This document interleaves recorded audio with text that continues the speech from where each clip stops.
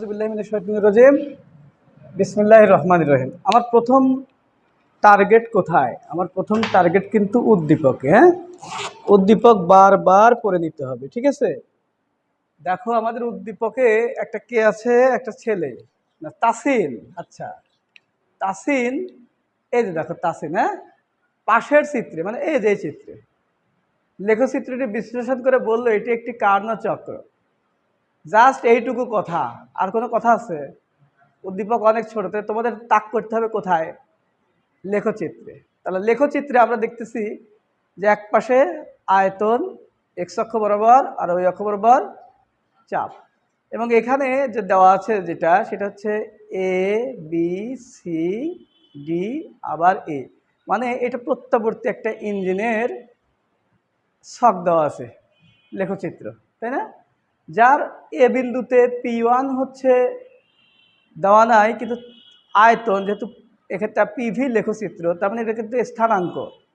হ্যাঁ, স্থানাঙ্ক দেখা যাচ্ছে কি P1 আর পরেরটা কি ভি, ভি হচ্ছে কত 10, এটা P2 ভি কত 20, P3 ভি কত 30, P4 ভি কত 15। তাহলে তোমাদের কিন্তু বুঝতে হবে যে আসলে এই P1 যাই হোক এটা কি V1, এটা কত P3 যাই হোক এটা V3, P2 এটা কি হবে তাহলে V2, এটা P4 এটা কি হবে V4। দেখো তোমাদের একটা এটা তাক করে দেখো যে এইটা কিন্তু ভি সেন্টিমিটার কিউবে দেওয়া আছে, তাহলে সেন্টিমিটার কিউব কিন্তু তোমরা যদি খেয়াল না করো ওটা কিন্তু অনেক ছোট করে দিয়ে রাখছে। আর বোর্ড পরীক্ষার যে কোশ্চেনগুলো হয় সেগুলো তো টাইপ হয়, ওটা কিন্তু আরও ছোটো করে দেওয়া থাকে। তোমরা ডাইরেক্ট কিন্তু 10, 20, 30 ধরে অঙ্ক করে ফেলবা, কিন্তু মনে রাখবা যে ফিজিক্সে কিন্তু কোনোটাই ডাইরেক্ট মান খুব একটা পাওয়া যায় না, একটা না একটা চেঞ্জ করে দেয়। দেখো এখানে T1 কিন্তু তোমাদের একটু সুবিধা করে দিয়েছে, কেলভিনেই দিয়ে দিছে, T2ও কেলভিনে দিয়ে দিছে, কিন্তু এদিকে কি মার্ক দিয়ে দিছে দেখো, এখানে সেন্টিমিটার কিউবে দেওয়া আছে 30 সেন্টিমিটার কিউব। তা প্রথমেই আমরা কি করব, এইটাকে পরিবর্তন করে দেবো। হ্যাঁ, তাহলে আমরা V1 সমান কত 10, আসলে কি এটা কি সেন্টিমিটার কিউব। তাহলে আমি যদি লিখি 10 সেন্টিমিটার গুণন সেন্টিমিটার গুণন সেন্টিমিটার লিখতে পারি না? কত সেন্টিমিটারে 1 মিটার? 100 সেন্টিমিটার। তার মানে কি এটাকে মিটারে পরিণত করতে হলে, ছোটকে বড় করতে হলে কি করতে হয়? ভাগ করতে হয় না? তাহলে 1/100 গুণন 1/100 গুণন 1/100, তাহলে 10 বাই কত হবে? একের পরে 1, 2, 3, 4, 5, 6টা শূন্য না? 10 ইন্টু 10 ভাগ আমি লিখতে পারি না 10⁶। একইভাবে 10 গুণন এটা যদি উপরে যায় তখন কী হবে? 10 ইনভার্স 6, 1/a সমান a ইনভার্স 1। তাহলে তোমার V2 নর্মালি একইভাবে আমরা ডাইরেক্ট লিখতে পারি 20 ইন্টু 10 ইনভার্স 6। V3 কত? 30 ইন্টু 10 ইনভার্স 6। তাহলে এটা এখন কি হচ্ছে জানো? সব কিন্তু মিটার কিউব হয়ে যাচ্ছে, কারণ আমরা মিটারে পরিণত করে নিছি। ওকে, V4 কত হচ্ছে? 15 গুণন 10 ইনভার্স 6 মিটার কিউব। দেখো প্রথম কাজটা কিন্তু তোমাদের এটা করে নিতে হবে, সতর্ক থাকতে হবে। হ্যাঁ, আচ্ছা দ্বিতীয় ব্যাপারে দেখো এখানে একটা সমষ্ণ কি আছে? প্রসারণ আছে। সমষ্ণ প্রসারণ সরে যাচ্ছে, সরে যাচ্ছে। প্রসারণ মানে কি? সরে যাওয়া না? রুদ্ধতাপীয় প্রসারণ, তাপের কোনো আদান প্রদান নেই। রুদ্ধতাপীয় মানে কি? রুদ্ধ তাপীয় অর্থাৎ হচ্ছে ডিকিউ ইকুয়াল টু কত? 0। আর আমরা জানি রুদ্ধতাপীয় প্রক্রিয়ায় একটা জিনিস স্থির থাকে, সেটা কি? এন্ট্রপি। তার মানে কি এখানে ডিএস ইকুয়াল টু কত হবে? 0। তার মানে এটা তো একই case, DS equal to 0, DQ এটা কত ধরবো? 3, তাই না? Equal to 0। যেহেতু তাপের আদান প্রদান হচ্ছে না, সেটা এন্ট্রপির পরিবর্তনও হচ্ছে না। আমরা জানি এন্ট্রপি মানেই হচ্ছে রুদ্ধতাপীয় প্রক্রিয়ায় একটা বিষয় স্থির থাকে, সেটার নামই কি?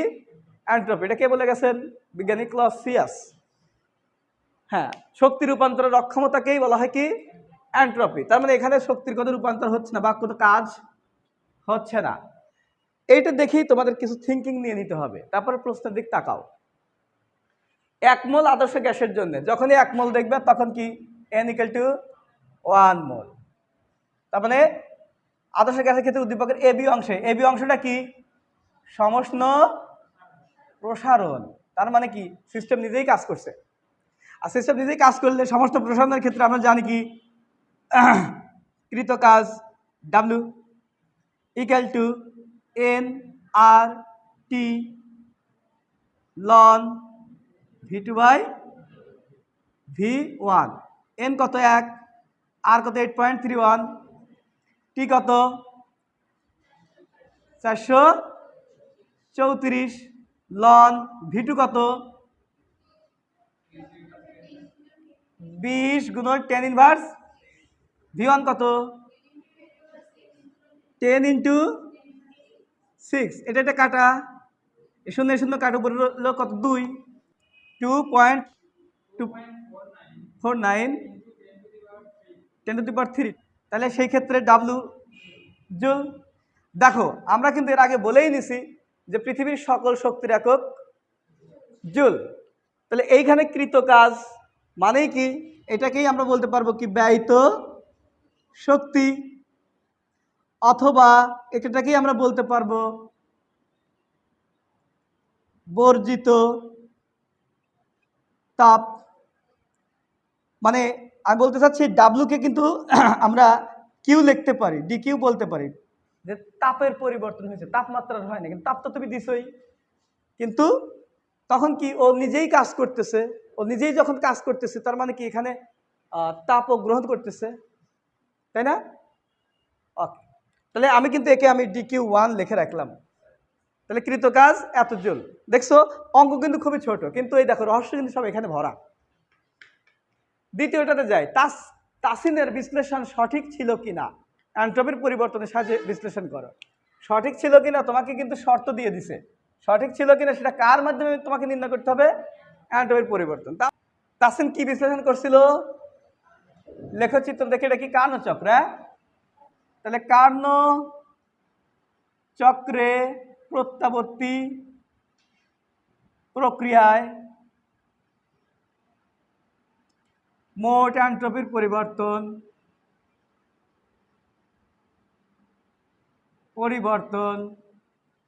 ডিএস ইকুয়াল টু কত হবে, 0। যেহেতু আবার পূর্বের জায়গায় ফিরে আসছে, এখানে কিছু পরিবর্তন হয়েছে, এখানে কিছু পরিবর্তন হয়েছে, ঘুরে ফিরে কি আগের জায়গায় চলে আসছে, তার মানে কোনো বিশৃঙ্খলা নাই। আর কার্নো কিন্তু এটাই বলে গেছেন, যে মডেলটা দিছিলেন, যে এখানে কোনো ধরনের শক্তি কি হবে না, অপচয় হবে না। আর অপচয় যদি না হয় সেখানে কোনো বিশৃঙ্খলার চান্স থাকে, আর বিশৃঙ্খলার আরেক নামে তো entropy.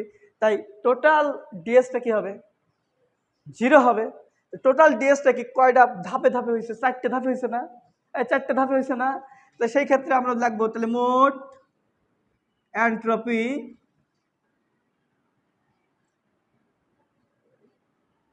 DS equal to DS1 plus DS2 plus DS3 plus DS4, সবগুলো যোগ করে যদি 0 হয় তাহলে সেই ক্ষেত্রে আমাদের কথাটা ওর বিশ্লেষণ সঠিক, আর যদি 0 না হয় তাহলে সঠিক নয়, ইয়েস অর নট। ওকে, ঠিক আছে। তো প্রথমটা দেখো, আমরা জানি এটা কি DQ/T, DQ1/T1। এখানে তো কোনো কথাই নাই, যেহেতু এন্ট্রপি নাই, 0। যেহেতু তাপের কোনো আদান প্রদানই নাই, তাহলে এখানে কত 0। যেহেতু এন্ট্রপির কোনো পরিবর্তন নাই, তাহলে সেক্ষেত্রে 0। যে যুক্তিতেই যাও এটা 0 হবে দ্বিতীয় ক্ষেত্রে। তৃতীয় ক্ষেত্রে আসে কি হবে, DQ3/T2, T2। আমরা যেখানে DQ3 চলে আসছি, কিন্তু তাপমাত্রা তো দুইটা দেওয়া আছে, একটাই একটা, প্লাস এটা কত 0। এখন আমাদের DQ1 আমরা জানি না, বাইর করছি না, গয়ে বসায় দাও, 2.49 × 10³ ভাগ T1 কত 434 প্লাস 0 প্লাস DQ3 আমাদের কি করতে হবে, এখন বের করতে হবে। তাহলে আমাদের কি এই পর্যন্ত থাকে, এইখানে একটা কি দেব আমরা, এখন সমীকরণ দেব, যেহেতু আমরা DQ3 মান জানি না। তাই আমরা কি করব, নতুন করে কি করব, এখানে আবার নেব, আবার DQ3 ইকুয়াল টু, যেহেতু এটা কি সমস্ত সংকোচন না, তাহলে সমস্ত সংকোচনের ক্ষেত্রে এখানে কি হবে, nRT লন, এখানে কি আছে ভি এইখানে এইখানে V4 ভাগ V3, এইখান থেকে এখানে এটা হচ্ছে V4 আর এটা কি V3। তাহলে কত আসতেছে দেখো, এন তো 1 মোল, তাই না? 1 মোল গ্যাস না? আচ্ছা, 8.31 টি, তাপমাত্রা কত? 350 লন। V4 হচ্ছে 15 গুণন 10 ইনভার্স 6, 30 গুণন 10 ইনভার্স 6 কাটা 15 দুগুণে 30 লন হাফ 2016.01। ওকে, আমরা তাহলে DQ3 মান যখন পাইছি তাহলে এখানে আমরা বসায় দিই। হ্যাঁ, তোমরা কিন্তু এই সমীকরণের মানটা নিচে বসাবে। আচ্ছা থাকে, আমি বসায় দিচ্ছি যে 1 নং সমীকরণ থেকে পাই, সমীকরণটা আমরা এখানে দেই, 1 নং থেকে পাই, 1 নং থেকে পাই কি পাই?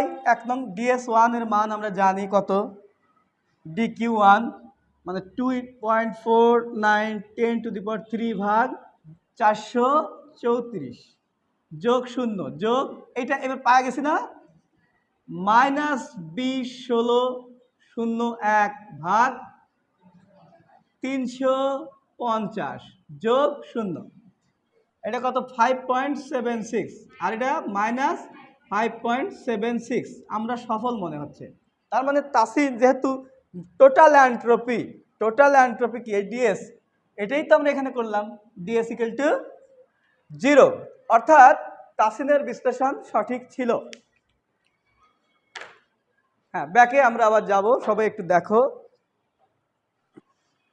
প্রশ্ন, তাসিন পাশের লেখচিত্রটি বিশ্লেষণ করে বলল এটি কার্নো চক্র। কার্নো চক্র অর্থই হচ্ছে একটা প্রত্যাগামী ইঞ্জিন যেখানে অ্যান্ট্রপির কোনো পরিবর্তন হয় না, অর্থাৎ অ্যান্ট্রপি শূন্য হয়, তাই তো? আচ্ছা, সেই পাশের চিত্রটা এখানে দেখো, ABCD এবং এখানে দেখো PV লেখচিত্র, তাই না? তাহলে সেই ক্ষেত্রে দেখো এগুলো হচ্ছে স্থানাঙ্ক দেওয়া আছে, এই অবস্থানে P1 V কত 10, মানগুলো বসাইছে সব জায়গায়। হ্যাঁ, কিন্তু এখানে একটা আমরা কাজ করতে হয়েছে যে এই লেখচিত্র দিচ্ছে ঠিক নিচে দেখো ছোট্ট করে লিখে দিচ্ছে 20 সেন্টিমিটার কিউবে আছে, তাহলে আমাদের কি করতে হবে, ওটাকে মিটার কিউবে নিয়ে আসতে হবে। মিটার কিউবে কেমনে আনবো?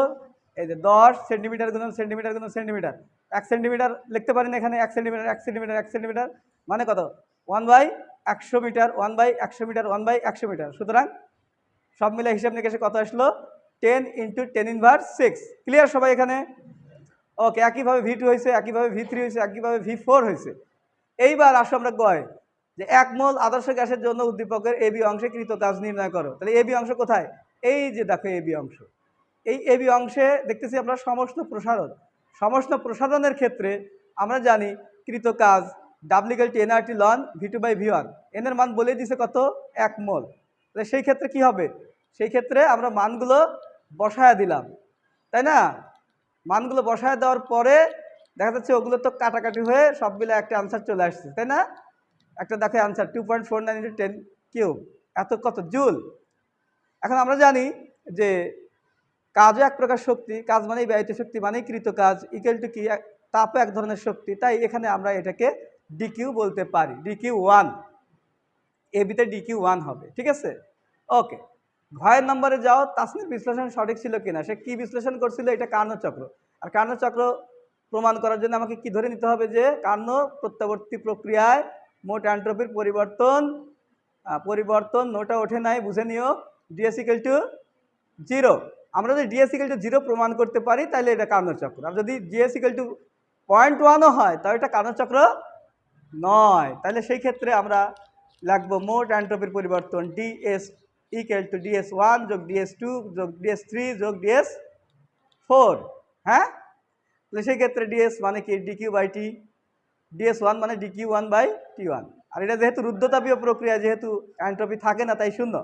হ্যাঁ, আবার DQ3/T2 প্লাস 0। এখন DQ3 আমরা জানি না যে DQ3 কত, তাই আমরা কি করছি, যেহেতু DQ3-তেও আসে হচ্ছে সমষ্ণ সংকোচন, তাই আমরা জানি সমষ্ণ সংকোচনের ক্ষেত্রে সূত্র হচ্ছে DQ3 = NRT লন V4/V3। তাহলে সেই ক্ষেত্রে আমাদের হিসাব নিকাশ করে আসলে কত? মাইনাস। এইবার এই মানটা আমরা কোথায় বসাবো? নিয়ে গিয়ে একদম ওই 1 নম্বর সমীকরণে বসাবো। ঠিক আছে? 1 নম্বর সমীকরণে যদি বসাই তাহলে মানগুলো বসালে পরে সবগুলো মান যোগ বিয়োগ করে কত হবে, যে এইটা হচ্ছে গ থেকে দিছি উপরের মানটা, আর এখান থেকে এই যে তাপমাত্রাটা দেখো, তাপমাত্রা নিয়ে এসে এখানে বসাইছি +0 প্লাস এই যে এই মানটা এখানে বসাইছি, আর এই দেখো এই তাপমাত্রাটা T2 = 350 ছিল, এটা বসাইছি +0, সব মিলে কি 5.76 বিয়োগ 5.76 = 0। অতএব তাসিনের বিশ্লেষণ সঠিক ছিল। ধন্যবাদ সবাইকে মনোযোগ দিয়ে ক্লাসটা করার জন্য এবং আমাকে সহযোগিতা করার জন্য।